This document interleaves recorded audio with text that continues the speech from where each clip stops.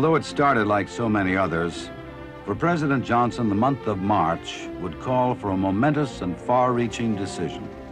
The president had been aware of a growing divisiveness within the country.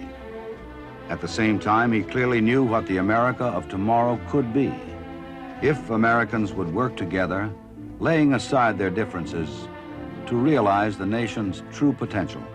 For the president, March would sharpen the contrast between America's problems and America's promise. It would be a period devoted to healing the country's ills and the country's divisions, culminating with an announcement on the final day of the month that would both shock and sadden the nation.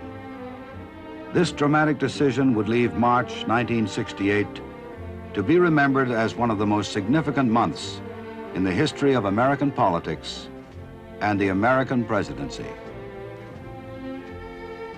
The month began for President Johnson at the swearing-in ceremony of the new Secretary of Defense. As an aide and advisor to 3 different presidents, Clark Clifford's recommendations have been a guiding force through some of America's most critical moments. This is a great day for us here in the White House. We were finally successful in persuading Clark Clifford, prevailing upon him to move from the kitchen cabinet to the East Room. Some people have compared this appointment to a wedding. After a very long and sometimes secret courtship, we're finally making an honest man out of him.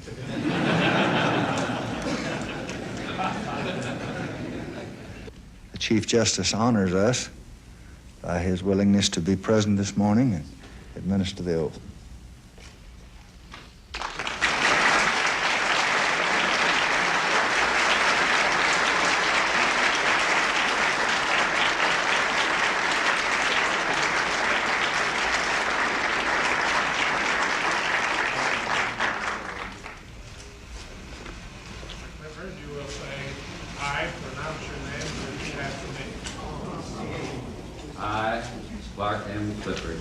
solemnly swear do solemnly swear that I will support and defend the Constitution of...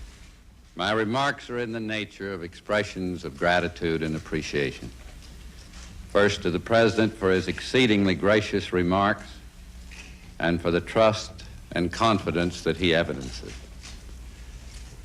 And second, I thank him for giving me the opportunity to try to retire a debt that I have, a debt that I've had for many years, and one that with passing time has grown. That is the debt that I owe to this country. For some 61 years, I now have enjoyed the blessings of freedom and liberty, of security and safety, and of unlimited opportunity. And I thank... Replacing Robert McNamara as head of the nation's defense establishment, Clifford inherited its awesome tasks and responsibilities. Immediately confronting him was Vietnam. The communist Tet Offensive had not achieved its objective. The Saigon government was still in power, and the cities, though besieged, had not fallen into Viet Cong hands. Nevertheless, there was widespread destruction throughout South Vietnam, and the pacification program had received a setback. Faced with the specific duty of strengthening the Allied position in Vietnam, Secretary Clifford would also carry the traditional concern of defense secretaries, maintaining America's military posture globally. Helping Secretary Clifford and his successors accomplish this aim will be a piece of new defense hardware that the President unveiled the next day.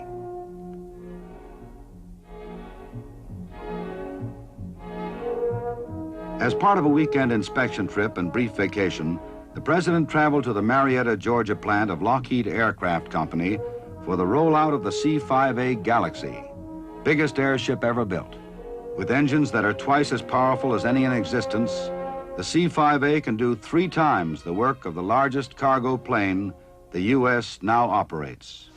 But more important of all, for the first time Our fighting men will be able to travel with their equipment to any spot on the globe where we might be forced to stand, and they'll travel rapidly and efficiently. So it's much more than a rollout of a great aircraft that you're seeing here today. We're observing a long leap forward in the effective military might of America.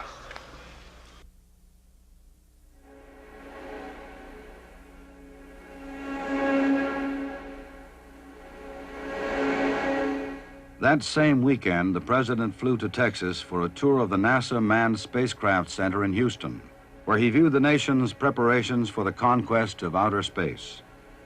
Here, he also made an announcement of a further step toward bringing the nations of the world closer together. I want to announce that we will build facilities here in this great space capital of Houston to help the world's scientists work closer together, more effectively on the problems of space.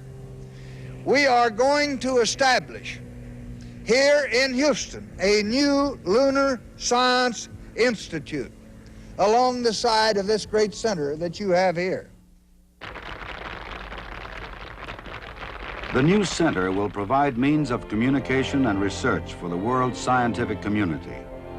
The president expressed his conviction that the Lunar Science Institute will help unite those nations wishing to face the challenges of space exploration in partnership. At the same time that the United States prepares for its future in space, it continues its dedication toward fulfilling human needs in the coming years. At a nursing home in Beaumont, Texas, the president signed a proclamation declaring March Senior Citizens Month, and he took the opportunity to review some of the social welfare achievements of his administration. In 1968, 24 million senior citizens received a payments increase that marked the highest level of Social Security benefits in the program's history. Under the Johnson administration, more than 90% of Americans aged 65 and over have become eligible for retirement benefits. Federal government commitments to special housing programs for senior citizens now total some $3 billion. Medicare, a landmark in social welfare legislation and one of President Johnson's most significant accomplishments, paid the combined hospital and doctor bills of more than 11 million people in fiscal 1967 alone. But this has not been all, for President Johnson has pledged to continue the battle for greater Social Security benefits, better medical care, and more meaningful opportunities for the nation's elderly.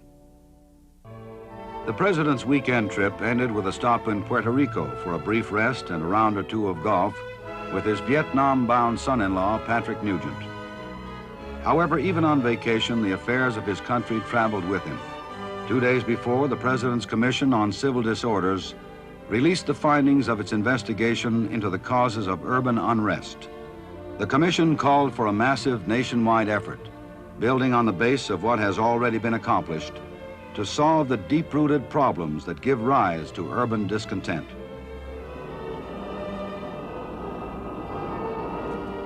In Vietnam, the Allies had begun sweep and clear operations to regain pacification areas near the cities. But more significantly, in March, partially as a result of the recent communist offensive, the administration would start a complete review of the Vietnam situation. Returning to Washington, the president centered his attention on the 7-month-old copper strike. The dispute had begun to threaten America's balance of payments and was cutting into strategic defense production. The president invited the differing labor and management factions to sit down at the bargaining table with the fullest cooperation of his administration. By the month's end, a preliminary agreement would be negotiated and a final settlement of the strike would be forthcoming. From copper, the president's concern shifted to an even more precious metal and a problem of the utmost importance: gold. Foreign speculation in gold had reached dangerous proportions by mid-March. At the request of the United States, the London gold market was temporarily closed and a conference of the 7 gold pool nations was called in Washington. The result of this meeting was to establish, in effect, a two-price system for gold, an official rate of $35 an ounce for governments, and a freely fluctuating private exchange rate. This, coupled with Congress's passage of a bill removing the compulsory 25% gold backing for U.S. currency, enabled the administration to avert the most serious threat to the stability of the dollar in 30 years. The nation's balance of payments was further stabilized when President Johnson signed into law a bill amending the Export-Import Bank Act of 1945. This new measure grants to the Export-Import Bank of the United States the extra financial horsepower necessary to continue the successful promotion of American exports.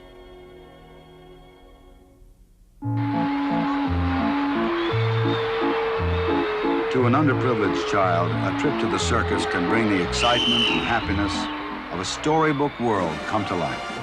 During March, some of Washington's business and civic leaders helped provide that experience at a special performance of Ringling Brothers Barnum and Bailey Circus. The First Lady, who is national chairman of Project Head Start, played hostess to the group, which included many Head Start boys and girls.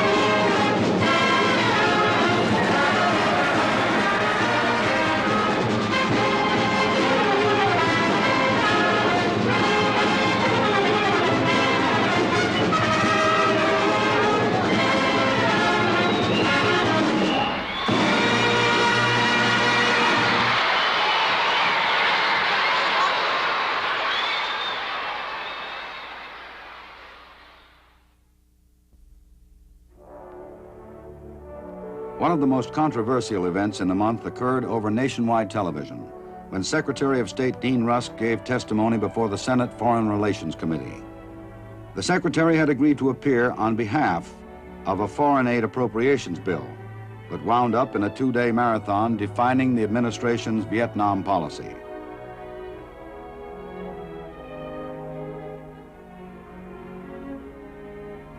Two men instrumental in carrying out this policy were honored at the White House that week with the nation's highest award. Major Mogiiski and Lieutenant McGinney stand in the long, unbroken rank of heroes who have been this nation's pride and have been this nation's strength from the beginning, when America itself, as Lafayette once said, was a dream that every man carried in his heart. I look at these two gallant Marines and I see America. I see in their countenance the answer to aggression. I see in their face the certainty of freedom. And I see in their presence the hope and the promise of peace.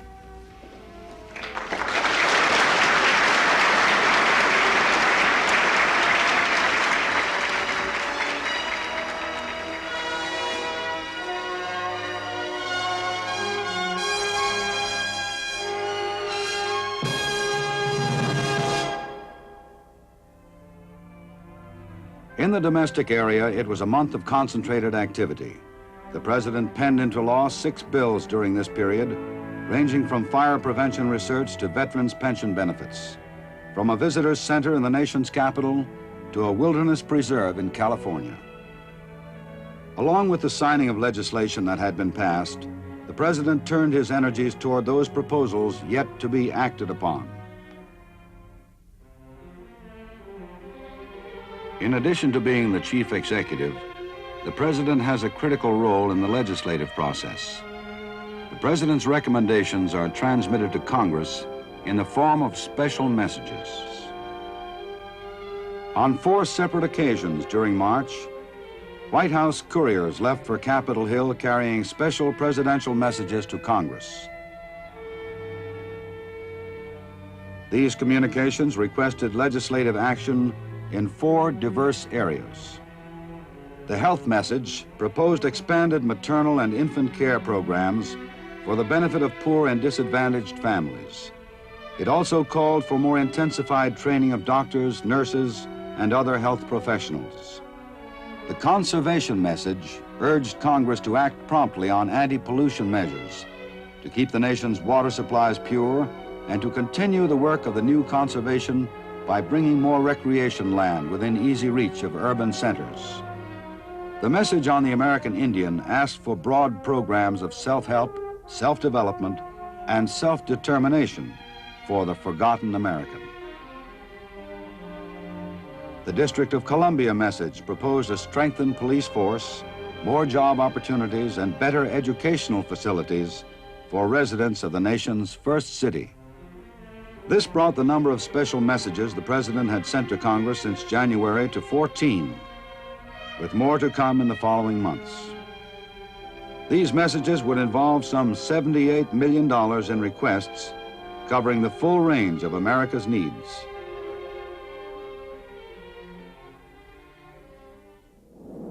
During the previous month, the President had sent to Congress a special message on agriculture, aimed at bringing new prosperity to rural America.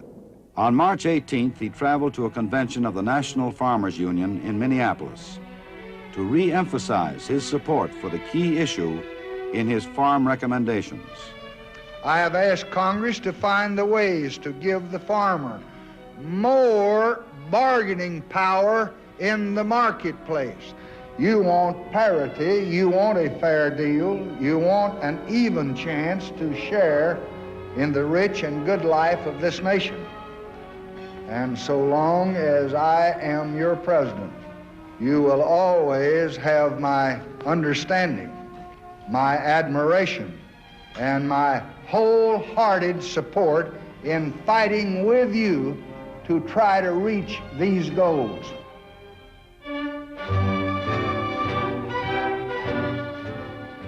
During the month of March, the President continued to strengthen America's international ties.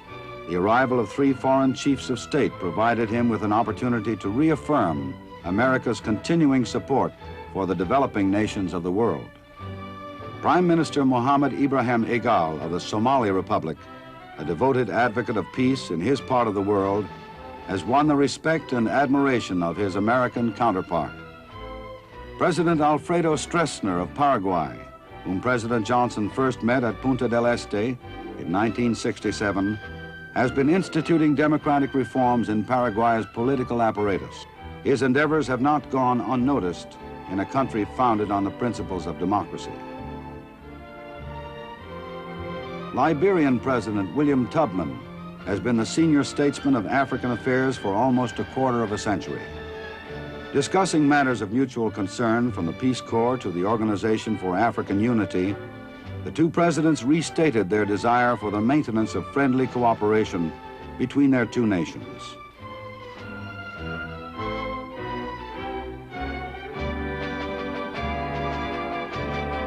The President's response to foreign dignitaries went far beyond the level of state visits during March. In private conferences and public receptions, the President exercised that special brand of face-to-face diplomacy that has trademarked his years in office.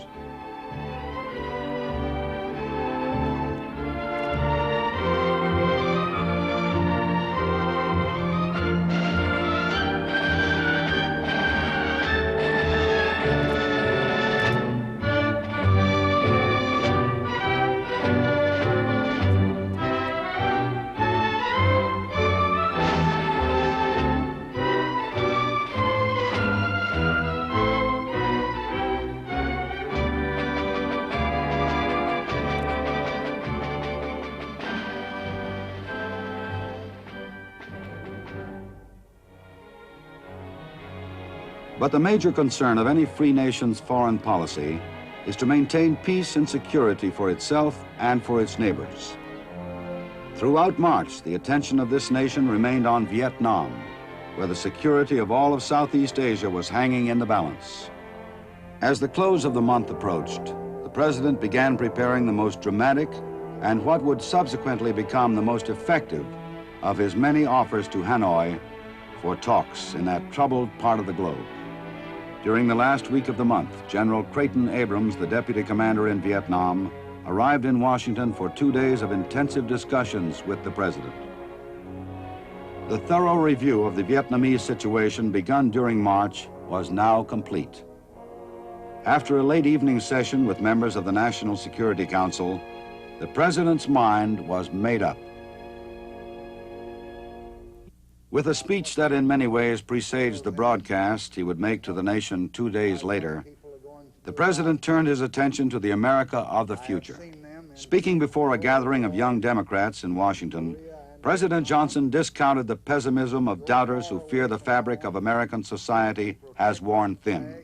In the President's view, the road ahead will not be smooth, but it will lead to a better dawn. There will be many dark moments. There'll be many long nights. But the principles that brought this nation into existence, the traditions which have guided us, the things in which we believe, the strength that we have, are going to be used to protect the weak and to lift up the helpless, and to see that might doesn't make right in this world because aggressors start to march across any part of it. And with your help and with God's guidance, we are going to build here a safer, a better, a freer, a more prosperous America for our children than was built for us. And that's saying a lot. Thank you and goodbye.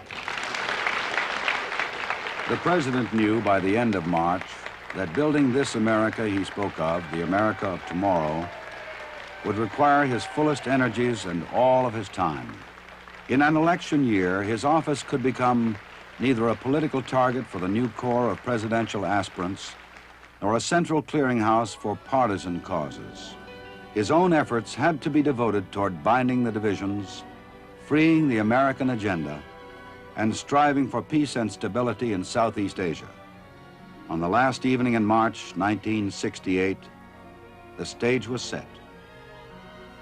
Shortly before 9 p.m. Washington time, in the midst of last-minute electronic preparations, President Johnson put the finishing touches on his address to the nation.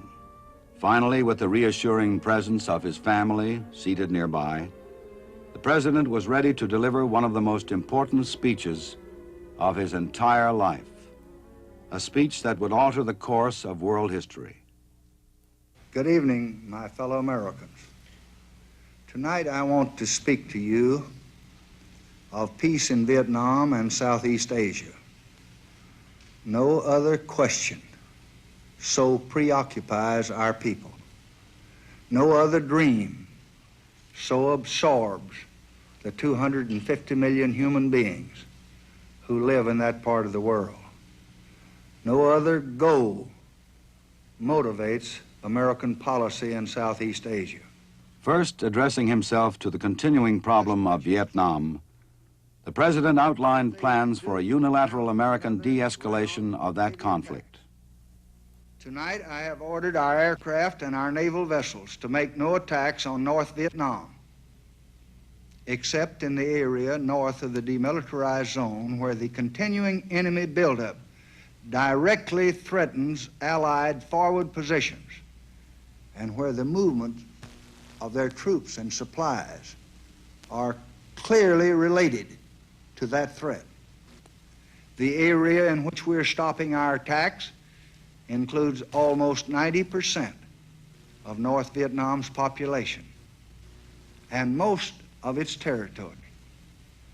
Thus, there will be no attacks around the principal populated areas or in the food-producing areas of North Vietnam. even this very limited bombing of the North could come to an early end if our restraint is matched by restraint in Hanoi. The president issued an appeal for unity among the American people and went on to speak in moving words of the future he foresees America attaining. But it was in the final moments of his speech that he voiced the syllables which stunned the nation and reverberated around the world. To a disbelieving audience of countless millions, President Johnson announced the decision that had been many months in the making, but only resolved within himself in the final hours of March. With American sons in the field far away, with America's future under challenge right here at home, with our hopes and the world's hopes for peace and the balance every day, I do not believe that I should devote an hour or a day of my time to any personal partisan causes or to any duties other than the awesome duties of this office, the presidency of your country. Accordingly, I shall not seek and I will not accept the nomination of my party for another term as your president. But let men everywhere know, however, that a strong and a confident and a vigilant America stands ready tonight to seek an honorable peace and stands ready tonight to defend an honored cause, whatever the price, whatever the burden, whatever the sacrifice that duty may require. Thank you for listening. Good night, and God bless all of you.